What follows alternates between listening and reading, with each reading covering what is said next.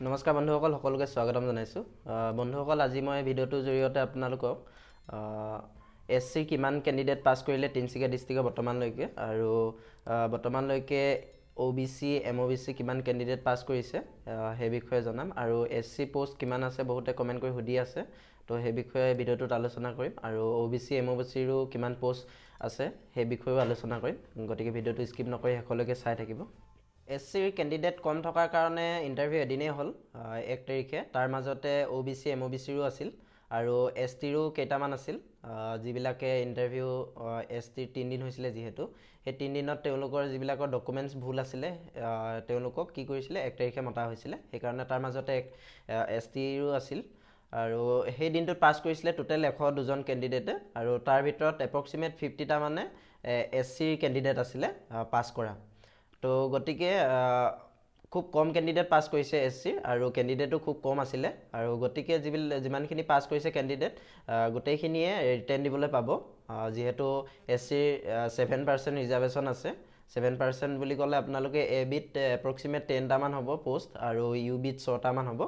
তো গতিকে টোটেল মিলাই কেনে আপোনালোকৰ গোটেইখিনি, যিহেতু এডভাৰ্টাইজমেণ্টত লিখা আছিলে যে 1:5কে ৰিটেনৰ কাৰণে মতা হ'ব, সেইকাৰণে আপোনালোকে গোটেইখিনিয়ে ৰিটেন দিবলৈ পাব। যিহেতু টোটেল মিলাই কেনে 80টামান 1:5কে ধৰিলে 80টামান হয় এপ্ৰক্সিমেট। তো সিমানটো কেণ্ডিডেট পাছ কৰা নাই, তো গতিকে আপোনালোকে সকলোৱে ৰিটেন দিবলৈ পাব। সকলোৱে ভালদৰে ৰিটেনৰ কাৰণে প্ৰিপেৰেশ্যন কৰক, আপোনালোকৰ চিন্তা নাই। যিমানখিনি পাছ কৰিছে গোটেইখিনিয়ে ৰিটেন দিবলৈ পাব।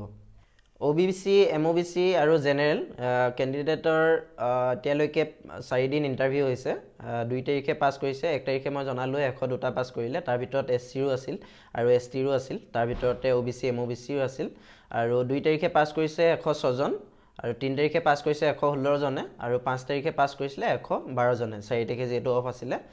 টোটেল OBC MOBC 386জন মানে বৰ্তমানলৈকে পাছ কৰিছে। আৰু OBC MOBCৰ পোষ্ট ফালে যদি চাওঁ, তেতিয়াহ'লে OBC MOBCৰ 27% ৰিজাৰ্ভেশ্যন আছে। তাৰ ভিতৰত ABত যদি চাওঁ 39টামান আহিব, আৰু UBত 22টামান আহিব। OBC MOBCৰ টোটেল পোষ্ট এপ্ৰক্সিমেট 61টামান হ'ব। আৰু বহুতে কমেণ্ট কৰি সুধি আছে, যিহেতু এক্সট্ৰা মাৰ্ক আৰু ফিজিকেল এফিচিয়েঞ্চি টেষ্ট PETত যিবিলাক নাম্বাৰ পাইছে, দুইটা যোগ কৰি কেনে আউট অফ 50ৰ পৰা মাৰ্কছটো তেনেকৈ ৰিচিপ্টত লিখি দিছে তেওঁলোকে। আৰু সেইকাৰণে বহুতৰে এইটো কনফিউজ হৈ আছে যে ৰিটেনত এক্সট্ৰা মাৰ্ক যোগ কৰি মাতিবনে এইটো যোগ নকৰাকৈ মাতিব। আগৰ ইণ্টাৰভিউবিলাকত যদি চাওঁ, তেতিয়াহ'লে এক্সট্ৰা মাৰ্কটো ইণ্টাৰভিউ সময়ত যোগ কৰি দিয়া নাছিলে। তো যেতিয়া ফাইনেল মেৰিট লিষ্ট মাৰিছিলে ৰিটেনৰ পাছত, তেতিয়াহে এক্সট্ৰা মাৰ্কটো যোগ কৰিছিলে। আৰু এতিয়া দেখিছোঁ এইটো আউট অফ 50 এক্সট্ৰা মাৰ্ক যিহেতু 10 আছে, আৰু ফিজিকেলত 40 আছে, গতিকে আউট অফ 50ৰ পৰা যিমান মাৰ্কছ পাইছে সেইটো তেনেদৰে উল্লেখ কৰি দিছে। গতিকে সেইটো ফালৰ পৰা চাবলৈ গ'লে ৰিটেনত এক্সট্ৰা মাৰ্ক যোগ কৰিব পাৰে, আৰু নকৰিবও পাৰে, হয়তো এতিয়ালৈকে ক্লিয়াৰ কৰি দিয়া নাই। গতিকে সকলোৱে ৰিটেনৰ কাৰণে ভালদৰে প্ৰিপেৰেশ্যন কৰি থাকক। যিবিলাকৰ ইণ্টাৰভিউ ইতিমধ্যে শেষ হৈছে, আৰু চান্সটো খুবেই বেছি। আউট অফ যিহেতু 50 যোগ কৰি দিছে, সেইকাৰণে এক্সট্ৰা মাৰ্ক যোগ লগাই এইটো মাতিব পাৰে ৰিটেনৰ বাবে। তো গতিকে সকলোৱে প্ৰিপেৰেশ্যন কৰি থাকক। এইটো যেতিয়া ক্লিয়াৰ হ'ব মই ভিডিঅ'ৰ জৰিয়তে আপোনালোকক জনাই দিম। OBC MOBCৰ এতিয়ালৈকে 3 দিন ইণ্টাৰভিউ গৈছেহে। বৰ্তমান OBC MOBCৰ হাইষ্ট মাৰ্ক হৈছে 40 ছামথিং। এজনেই কেণ্ডিডেটে পাইছে 40 ছামথিং, আৰু বাকীখিনি 38, 35, 30 তেনেকুৱা ভিতৰতে আছে।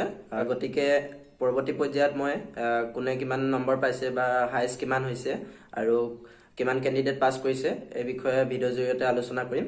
গতিকে চেনেলটো যদি নতুনকৈ আহিছে, চেনেলটো ছাবস্ক্ৰাইব কৰি ৰাখিব, আৰু কাষতে থকা ঘণ্টি বটনটো দবাই ৰাখিব, যাতে আপোনালোকে ইয়াৰ নটিফিকেশ্যনবোৰ পাই থাকে। ধন্যবাদ।